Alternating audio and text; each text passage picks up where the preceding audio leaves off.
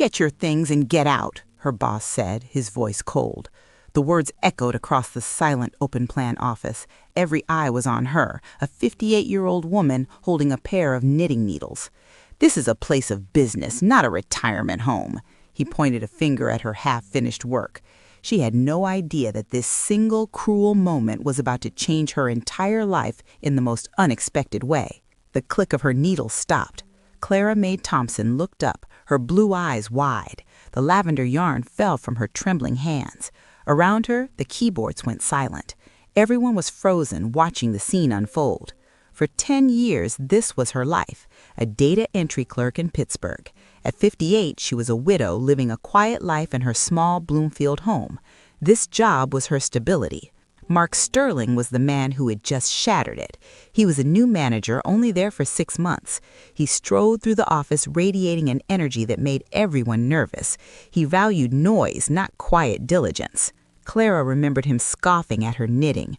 "Looks like it's arts and crafts hour," he had muttered, loud enough for everyone to hear. She had felt her cheeks burn with shame, but said nothing. Then came the team meeting. He praised someone for staying late to reformat a spreadsheet. "That is visible effort," he declared, glaring in her direction. "That is dedication." He clearly didn't value her quiet work. The worst was at Sarah's baby shower. Clara gave her a small, intricately knitted baby blanket.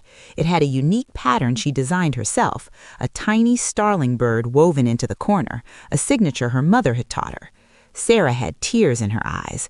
"Clara, this is a work of art," she whispered, but Sterling, passing by, glanced at it with disdain.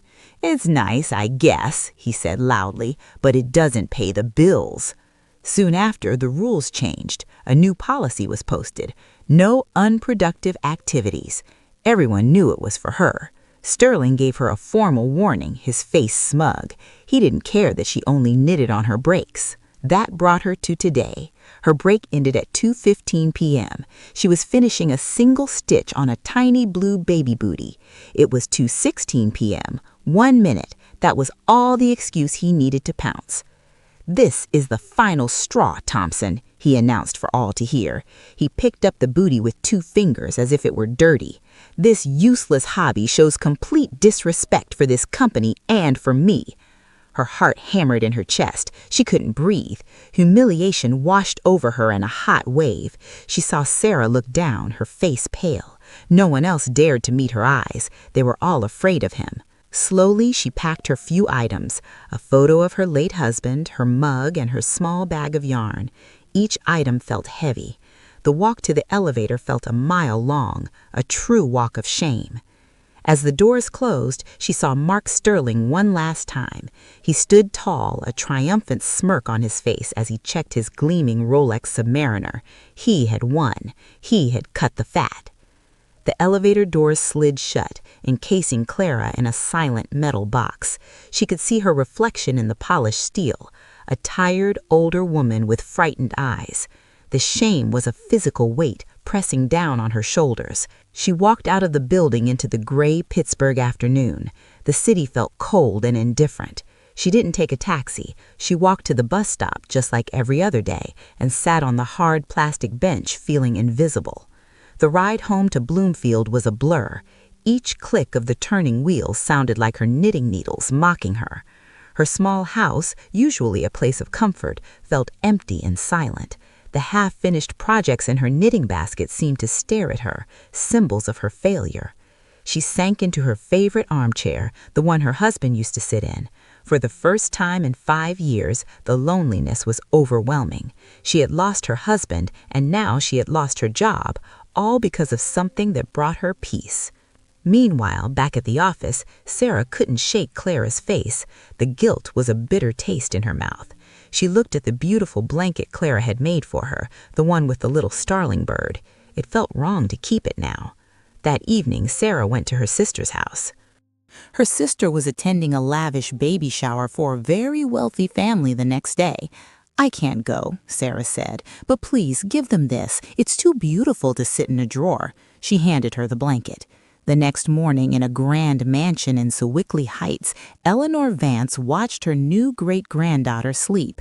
At 75, Eleanor was the powerful widow of the company's founder. She was its sole and its majority shareholder. Her daughter-in-law brought in a mountain of gifts. There were expensive outfits from Chanel and silver rattles from famous jewelers. But one small package, wrapped in simple brown paper, caught Eleanor's eye. She opened it carefully. It was the blanket.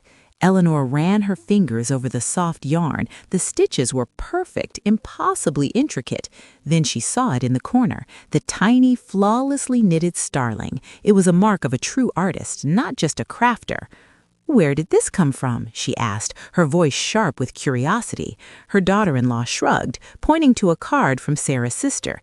Eleanor felt a spark of excitement. This was a talent her husband would have cherished. She had her assistant start making calls. The trail quickly led from Sarah's sister back to Sarah, who was still at her desk at the office, feeling miserable. When the phone rang, she was shocked to hear it was Eleanor Vance's office. Sarah's fear turned to courage. She explained everything. Clara wasn't lazy, she said, her voice shaking but firm. It was how she coped after her husband passed. Mark Sterling never tried to understand. In her quiet study, Eleanor listened intently. The story painted a clear picture: a manager obsessed with appearances and an employee with a rare gift he was too blind to see. It violated every principle her husband had built the company on. She thanked Sarah and hung up the phone. Her decision was made. She looked out the window at the long driveway where a black Mercedes-Benz was parked. She picked up the intercom to speak to her driver. "David," she said, her voice calm but resolute, "I have an address for you in Bloomfield." The next morning, Clara was staring into a cup of cold coffee when a long black limousine pulled up in front of her house. It looked completely out of place on her modest street. A driver in a crisp uniform got out and opened the rear door. An elegant, white-haired woman emerged. She was wearing a simple cashmere coat and pearls. In her hands, she held the baby blanket with the starling on it. Clara's heart skipped a beat. She opened her front door, confused. "Mrs. Thompson," the woman said, her voice kind but firm, "my name is Eleanor Vance. I believe this beautiful piece of art belongs to you." She held out the blanket. "I have been searching for the artist who made this." Clara was speechless. She invited Mrs. Vance inside, and for the next hour they talked. Eleanor didn't just see a hobby, she saw a rare and valuable talent. "My husband built our company on people with genuine skill, not on appearances." Then she made an offer that made Clara's head spin. She wanted to launch a new exclusive line of artists and crafts under the company's brand. "And I want you," Eleanor said, looking directly at Clara, "to be the head of that new artists and crafts division." An hour later, the limousine pulled up in front of the office building. Clara, sitting beside Eleanor Vance, felt a surge of nervous energy. She was no longer a victim. She was walking back in with purpose. They walked into the office together. The room went silent, just as it had the day before. Mark Sterling came out of his office, an annoyed look on his face, which quickly turned to shock when he saw who was with Clara. "Mrs. Vance, what an unexpected surprise," he stammered, trying to regain his composure. He shot a confused, angry glance at Clara. "I wasn't aware you were visiting." "Clearly," Eleanor said, her voice icy, "I came to introduce the head of our new Artists and Crafts division, Clara Thompson." She gestured to Clara, who stood tall beside her. The entire office gasped. Sterling's face went pale. "There must be a misunderstanding," he forced a laugh. "I had to let Mrs. Thompson go yesterday. She was unproductive, wasting company time on her little hobby." "Your unproductive hobby fired the one who embodied my husband's core values," Eleanor replied, her voice dangerously calm. "You saw a cost. I see an asset. You saw a distraction. I see a multi-million-dollar opportunity." She didn't raise her voice. She didn't have to. "Effective immediately, you were being reassigned," Eleanor continued. "We have an opening for an inventory manager at our warehouse. You will spend your days counting small, intricate parts. Perhaps it will teach you to appreciate them." The humiliation on his face was absolute. He had lost everything in an instant: his status, his authority, the respect of his peers. He was escorted out by security, not even allowed to pack his own desk. He drove away not in a fancy car, but in a taxi. Clara stood in the middle of the office, surrounded by her former coworkers. Sarah rushed forward and gave her a hug. One by one, others came up to congratulate her, their faces filled with genuine happiness and relief. She was no longer invisible, she was seen. Clara learned that true value isn't always loud or flashy. Sometimes it's found in the quiet, steady work of dedicated hands. She realized that having the courage to be different wasn't a weakness, but her greatest strength. What would you have done in her place? Until the next story.